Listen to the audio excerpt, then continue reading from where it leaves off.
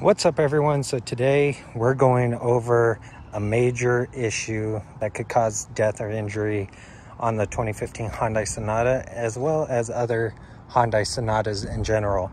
So let's start off with the least of the issues, and that is the taillight. So the taillight, the brakes, they end up going out relatively fast as far as the brake itself not illuminating.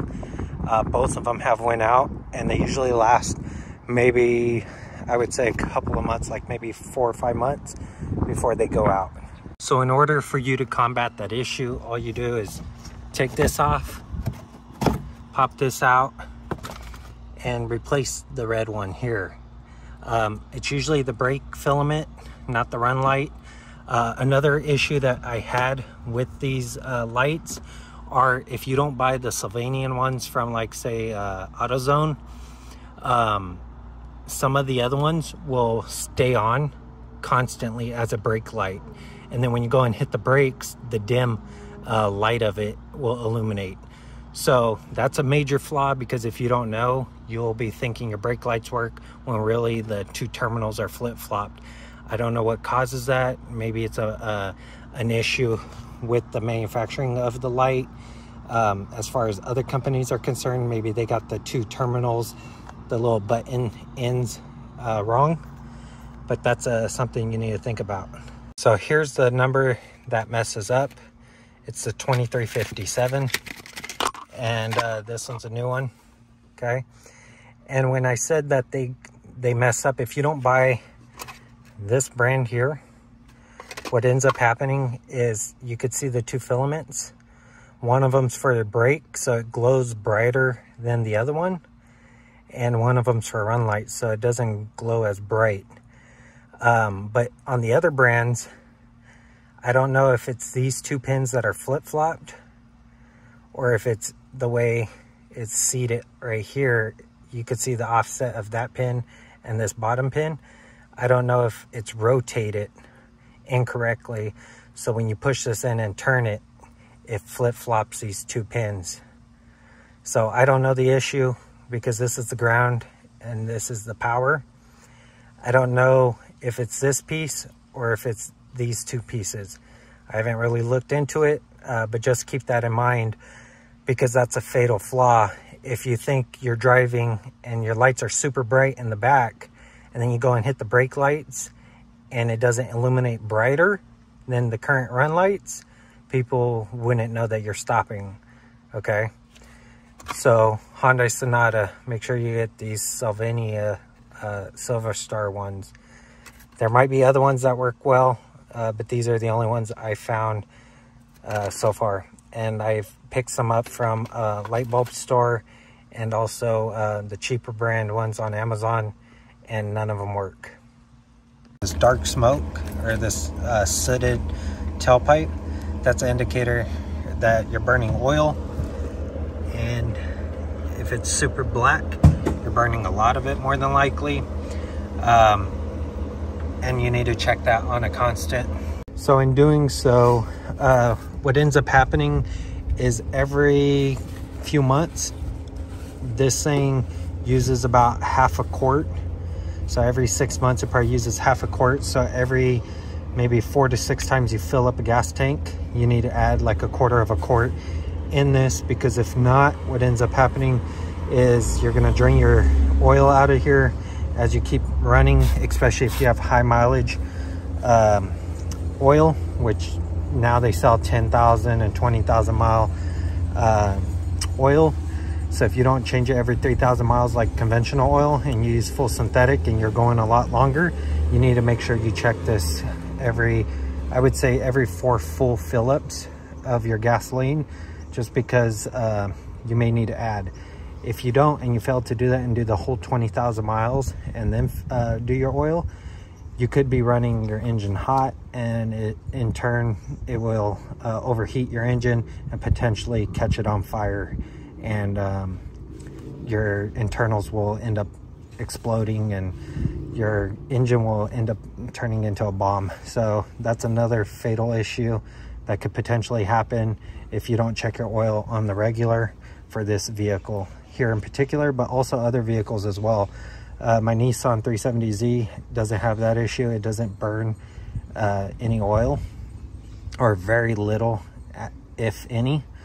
Some cars will burn some oil, which is normal, but for it to burn like half a quart every 6 months, or every 4 to 6 fill-ups, that's an issue. Like my Infiniti G35 also burned a lot of oil. Actually, it burned more than this. When checking your oil, it should register right near the F, and if it's below the L, it's super low. L is meaning low.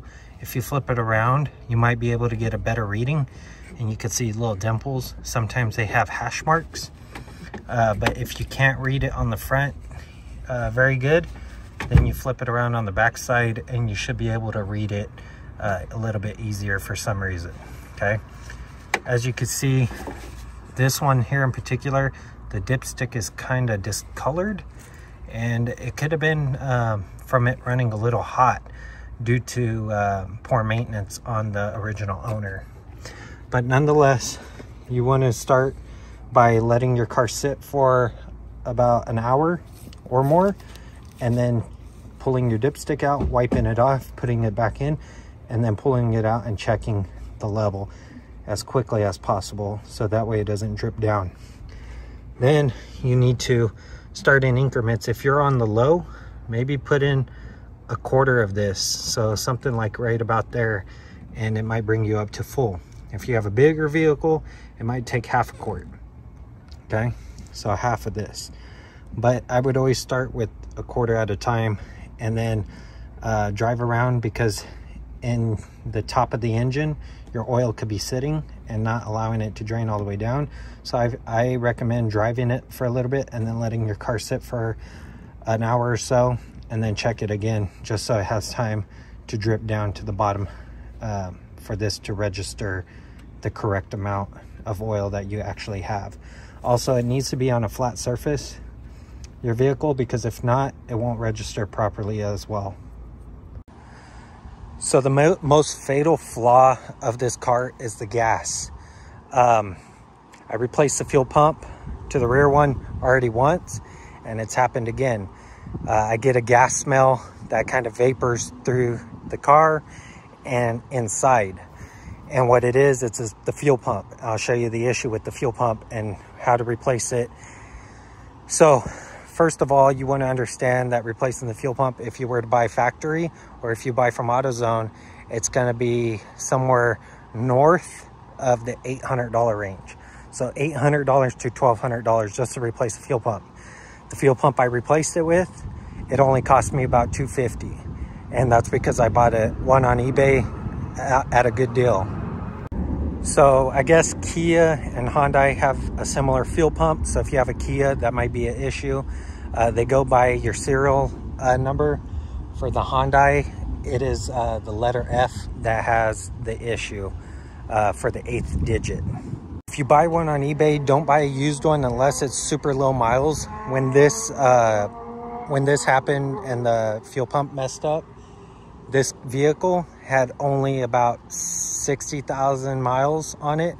So if you think you're buying a fuel pump for very cheap, for like $60 or a couple $100, and it's used, just remember that this fuel pump messed up at around 60,000 miles. So you're not getting a good deal. You could potentially run into the same issue.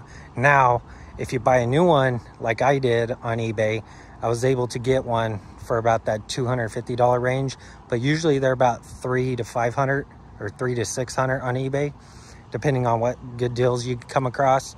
But I recommend buying a used one just in case you need to swap one later on down the road. Like I said, this one lasted maybe a year or a year and a half, somewhere around there, and it was brand new. So keep that in mind. The gas smell isn't as bad when it broke this time, but it is a gas smell, and I'll show you how to access that.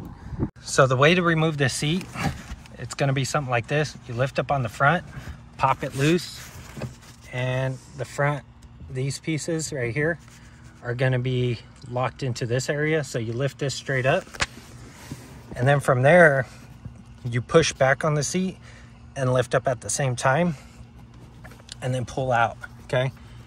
And these hooks right here, there's one on each side. They latch into this metal piece. So this metal piece needs to shift back and then up, and then you can remove this whole seat. Taking out the seat is real easily done. And then you come over here and then you take out, there's 4 screws. This one only has 3. This is an inspection plate. So you lift it up like this, and then your fuel pump's right there, okay? You need to take off the 4 bolts or the 4 screws. As you can see, there's only 3, but these are Phillips. There should have been 4. The 2 right here, 2 right here. And then this, of course, comes off. And you lift it out. Be careful not to mess with the wires too much because you don't want them breaking. Now, when you get to your fuel pump, where it leaks is right here. It squirts out the side right here. This is breaking. This broke on the last one, and it broke on this new one. To get this piece off here, you squeeze it and slide it out.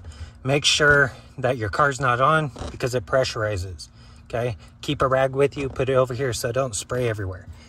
But like I said, it squirts out the side of this because it's brittle right in here. For some reason, that broke. And this cover's covering it, so it's not like nothing's pushing pressure on it, and it's well below this surface here, okay? And the reason why you pay so much for these damn fuel pumps is because it has this brain on top, okay? And that's why there's only a certain amount of vehicles that will take this one, and then they have another version for a Hyundai Sonata that doesn't have this. So what ends up happening is the fuel accumulates on the top, like a lot of fuel. And that being said, like after all that fuel accumulates on top, it bleeds through this vent or this piece of rubber, and it comes into your vehicle. So as you can see, it filters through this whole thing, and you're gonna start smelling heavy gas fumes. That's bad, okay?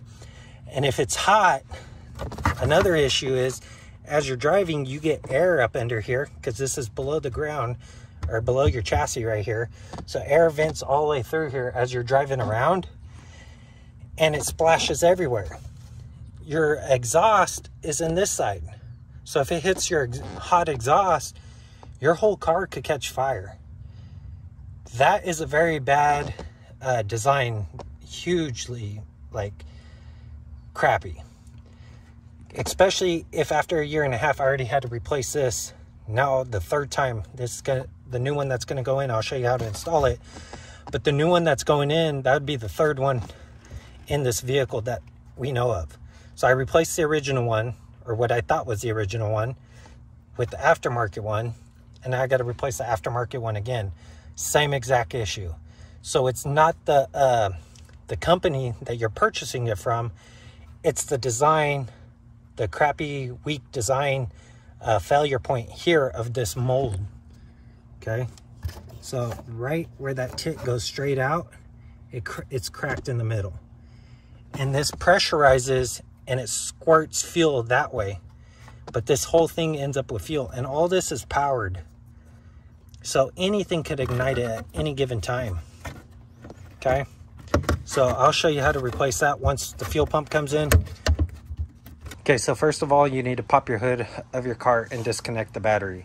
If you don't know how to do that, maybe you shouldn't be tackling this project because it is a issue, you know, that could cause serious bodily injury or death, okay? And you might need a professional to account for this stuff. But if you don't know where it's at, because say you're just looking for the latch to open up the thing, it's located down here at the bottom, okay? Like I said, if you don't know how to open up your hood, you probably shouldn't be tackling this project. And then you put your hand under here, because different certain cars or certain vehicles, the latches are different. So you slide your hand under here, push it over, and lift up your hood. That's how you get this to pop up. Okay, I know it may be a stupid thing to show you, just because, you know, if you don't know how to open up your hood, maybe you shouldn't be doing this.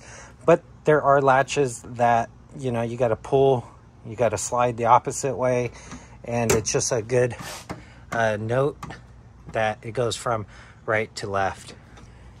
Okay, so once you get the hood open, now the next step is to disconnect your battery. All you need to do is remove the positive wire, the ground you could leave, just because it doesn't do anything. So you just disconnect it here, which should be a metric 10 or an M10, and then this whole thing comes up. Okay, be careful not to arc anything out, because if you arc anything out, then it could blow a fuse, and then you got to hunt for the fuse that blew. Okay, so for the gas line, as you can see, it's kind of pinched right there. Try not to camber it too much because you don't want this cracking. As you can see, there's a clip there and a clip on this side that need to pinch down. And when you pinch it down this way or squeeze it, the width opens up inside. Okay, so when you pinch down, it widens up like such, and then you're able to pull this straight out. So you need to pinch and pull. For this one, you could have taken this off, this retaining clip, and removed this whole unit here. I left it in because the new one comes with it. Same for this. You could have left this hooked up, but the new one comes with this as well. So for this one, to take this off like that, all you got to do is push down on this back tab here and pull at the same time. A little tiny tab there. Or you could have tried to get a pick in there and lift it up on that lip right up in there, and lifted it up this way. Okay, so that goes in like that. Now this one here, you need to squeeze down on the top of this right here. So you push down on the top, and when you push down on the top, it releases that little latch, and it allows you to pull it straight out. So when this is in like such, push down and pull straight out. It's a little stiff, so you might have to work it a little bit. Okay, now you need to get this ring to rotate. So you could use either a chisel and a hammer and tap it this way, because you can see these blades are locking it. So this blade needs to come over here. This blade needs to come over here, so it needs to rotate this way. And when you do so, if you took a chisel here, be careful not to hit the gas tank below it, the black thing. Take a chisel, put it at an angle, and tap it with a hammer. This should rotate. If it doesn't rotate, then go to this side and tap it, so that way you loosen it up, okay? Or you could use some large channel lock pliers that grip this whole thing, and you could try to turn it. That's what I'm gonna try to do. So just like that, I gripped it, held it down this way, and used my other hand to kind of help twist it, and then the thing popped off. Okay, so this whole thing's floating in there because of the gasoline. Okay, so now you need to wiggle this ring out and take the ring out, and then you're able to take your fuel pump out. You might need a bucket to set the fuel pump in because it'll have gas in it, or a rag or a towel. So as you can see, I already removed the fuel pump, but before getting to this point, you might need to clean off the gas that builds up in here, maybe wipe it down, get rid of all the dirt before exposing your fuel tank. I didn't do that, and I should have, but it is what it is. I just want to let you know that that's something that you should do, especially if your thing's super dirty. Wipe it all down before exposing the gas tank. So I gotta do this real, so when I remove this, I gotta do it real delicately, just so no dirt gets in the tank. So as you can see, when removing it, you can see the little tabs, which locate on this ring here. And this ring's supposed to be facing this way, so that little nub up here faces up, and the flat end of it faces down like such. And as you can see, there's a gasket here. You want to make sure if it's damaged, you need to replace it. If not, you could reuse it. Just don't let it fall in the gas tank. So here's the new fuel pump. The reason why I'm showing you this instead of me removing the old one is because it's easier to see what's going on here. When you insert this, the hole's only about this big as this, right? And as you could tell, there's an offset here. So what you need to do is when you put this in, you need to drop it straight down like this, cam this over, right? So that way this is in the gas tank and this is straight in with the hole. And you push it all the way down. And when you push it all the way down, then you finesse this over and put this side of it in, okay?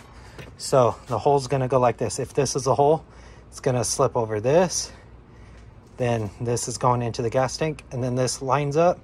You take it up to the top, and then you turn it sideways. This thing you turn sideways, and then finesse the other part into the hole this way.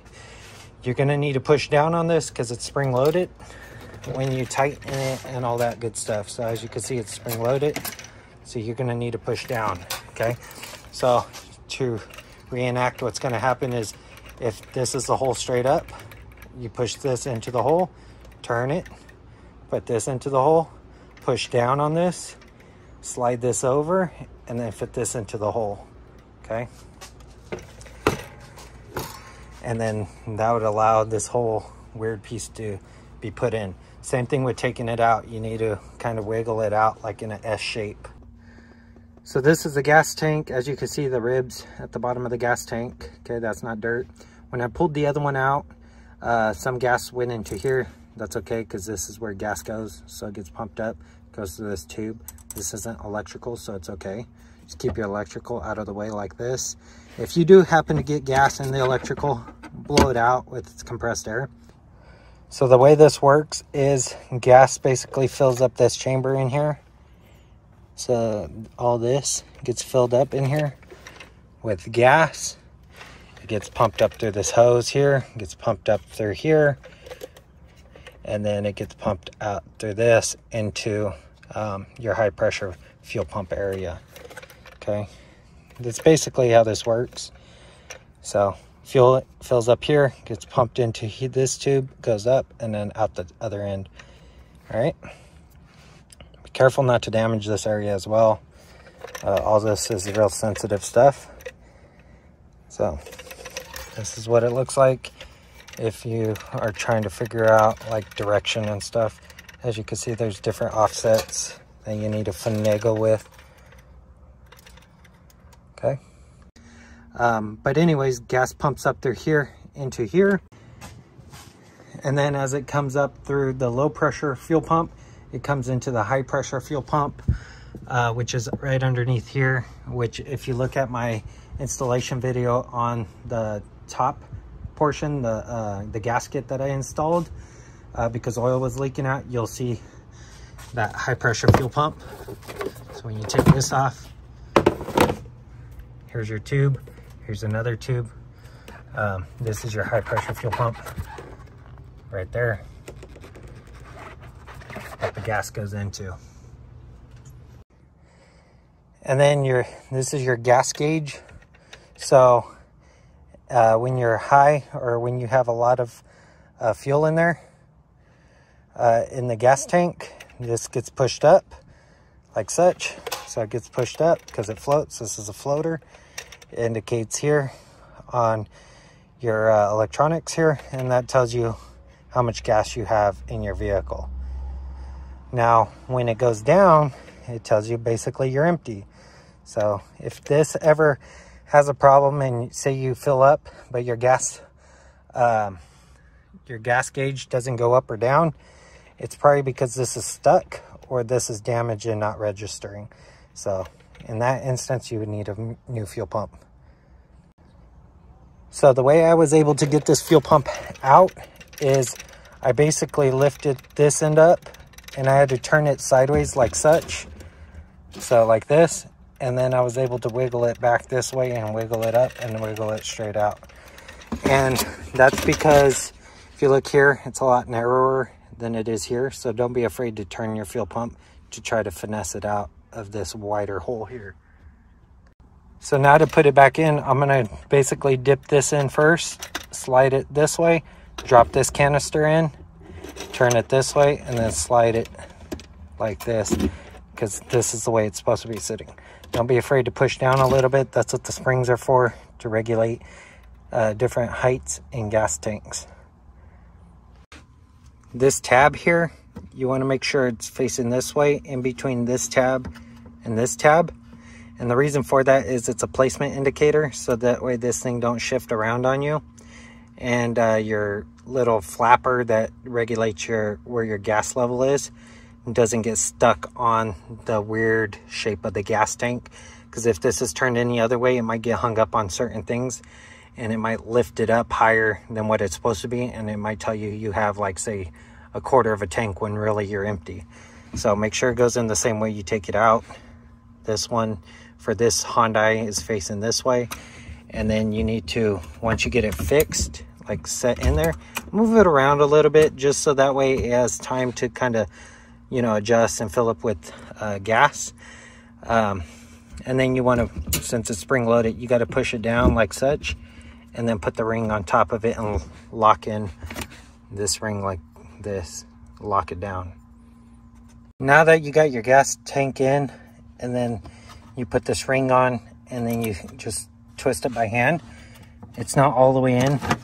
These little tabs have to go up and over these little indentations here. So this has to travel up and over there, touching this other side. So this tab has to touch this other side in order to lock it, okay? So this is not done. This tab needs to touch the other side. This tab here needs to touch the other side corner, okay? So I don't think you're done. But when installing it, make sure that gasket or that O-ring isn't like shifted to one side. Make sure it's centered up. You push down on here, and then you hand tighten this ring to hold it in place, okay? And then you give it a final tighten to get these two, this tang here, to come all the way over to this side. All right, but at least it holds it in place while you have the time to finish locking it up. You still smell gas. It could be the gas that's around the tank, like right here. As you can see, there's a lot of gas here. Make sure you absorb that with a towel or something to get rid of that. And then start your car after you assemble everything. Start your car, and then make sure there's no leaks or anything around here. If you still smell gas, that's probably because the seal that you have isn't aligned properly. So if it's not aligned properly, you got to redo it. Try to figure out how to align that gasket up, and then push down on it, and then retighten it. Because what it's doing is, what ends up happening is that gasket, which is unlikely, but it can happen, is it shifts over to one side, and it's pushing into the gas tank, leaving a little gap for fumes to come through. So if you could still smell the gas and you cleaned up everything, it's more than likely that gasket. So as you can see here, the center of this is aligned with the little nub. You should hear a audible click, because this ends up latching into the middle of this. As you can see, there's still a gap. That's okay, because this is locked into this little hump in the middle, and they should all be like that. And the reason why it doesn't touch the other side is because there's tolerances on everything. So they can't make it perfect, because if they made it perfect, then this might not line up with this all the time. So they needed some play in between. As long as this is in the middle, it's locked into place, because you got this holding it locked down, and this little notch here is locking it down. It's going to take a lot of oomph to push down on this and latch it, so you might need two people. What I ended up doing, of course, is running this like this, holding this closed, and then grabbing this and twisting it by hand. You might need someone to hold something like this down, closed, and then you use both of your hands to kind of twist it. or you might just buy the tool, the proper tool for this. Okay, so it's up to you. I use the tools that I have, and that's how I was able to get it on and off. But as you can see, there's a gap here, and then this is in the middle of that little tang, so everything's locked in. Now just reassemble it the same way it came off, plugging in this stuff. But first I need to get all this gas out of here. So after everything's hooked up as such, start your vehicle. Of course, plug in the battery again. Be careful because the alarm might go off, and if it does, just unlock it because you're basically making a connection again. But yeah, reassemble it like such, and then start your car, and then inspect for any gas leaks. I think it's because this thing right here, since it's pinched off right here, it's putting like a load on the side of this, which might be causing this tit to break over time. That could be an issue. As you can see, that little bend or crease in there, and it's like it's not long enough to make a swoop this way, and it's too long to rotate this any other way to make it go in. But it is what it is. Shop around. Don't buy it from, like, say, AutoZone or from a manufacturer, because they're going to charge you north of like $700 just for the fuel pump alone. I got mine on eBay. It's a lifetime warranty according to their thing, and it's also, this is the same fuel pump for certain Kias, so keep that in mind. I'll probably show you a list of the cars it fits, just so you're aware of this issue. That could be a potential disaster. You could lose your life if any of this gas ignites on fire.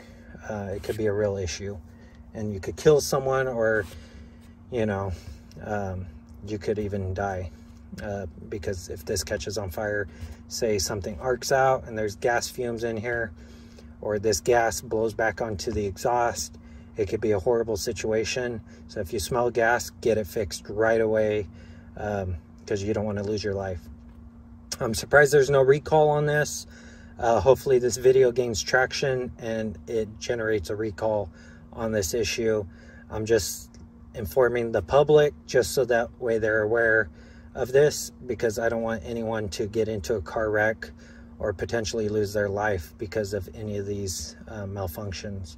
Okay, so that's why I'm showing you this video. Install this at your own risk. I'm not telling you to replace this.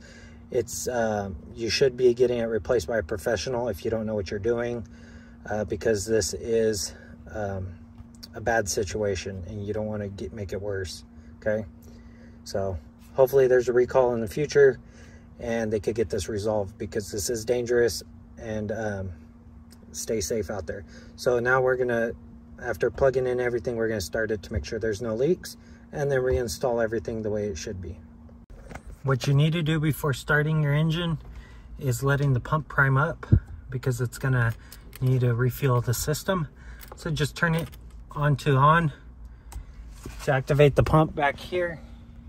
Okay, make sure there's no leaks, and then start it up. If your car don't start right away, it's because it needs to prime the pump first. So you just keep doing it until it starts. If it still doesn't start, double check everything to make sure you did it right and clipped everything in, as far as the wire harnesses and stuff, including your battery. And as you can see, everything started up perfectly fine, and everything's ready to go without any leaks.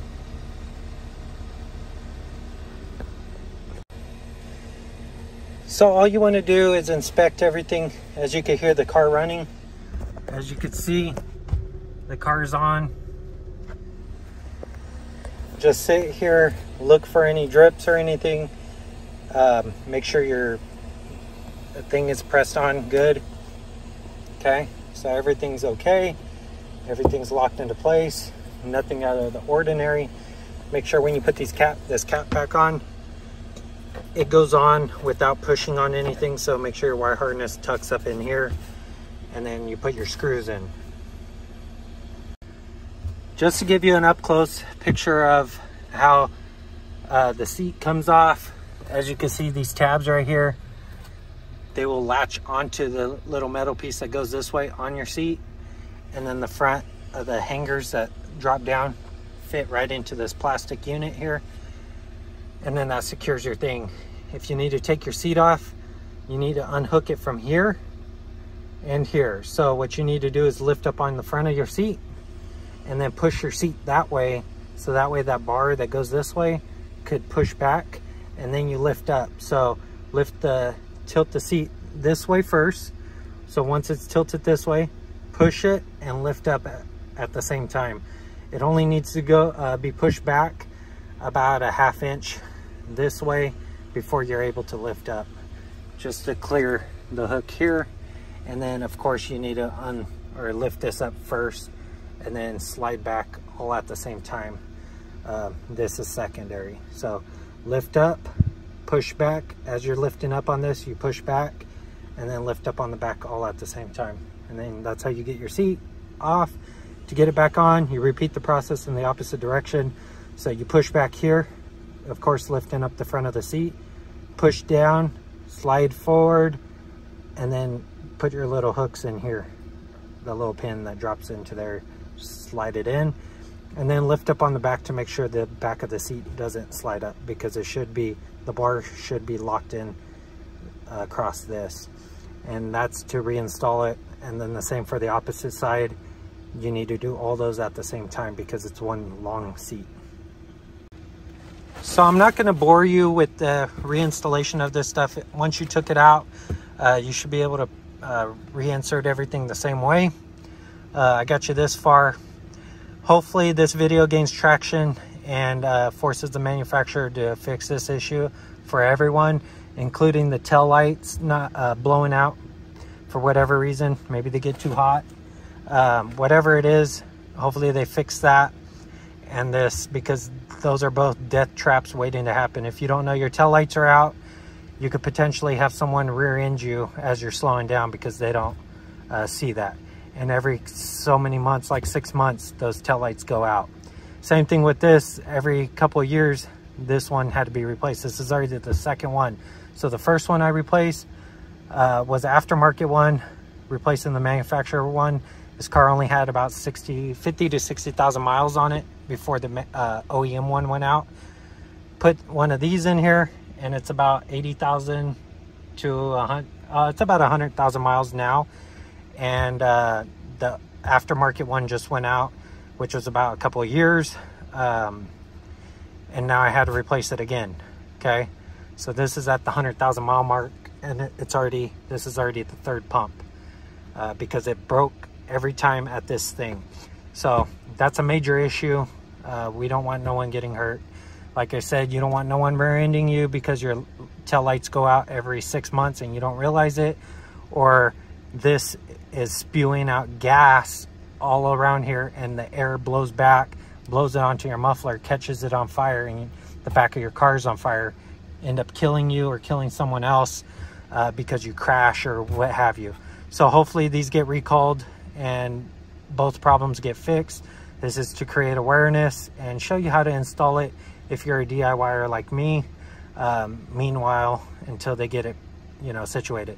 Stress the manufacturer to get this thing recalled because it's dangerous for everyone, and I don't want no one to get injured. That's why I'm creating awareness. So that's going to complete today's video. If you like this video, give it a thumbs up. It's greatly appreciated. If you want to see content like this and other content I'll be posting in the near future, consider subscribing. Until next time, I'll see y'all in the next one. Thanks for watching.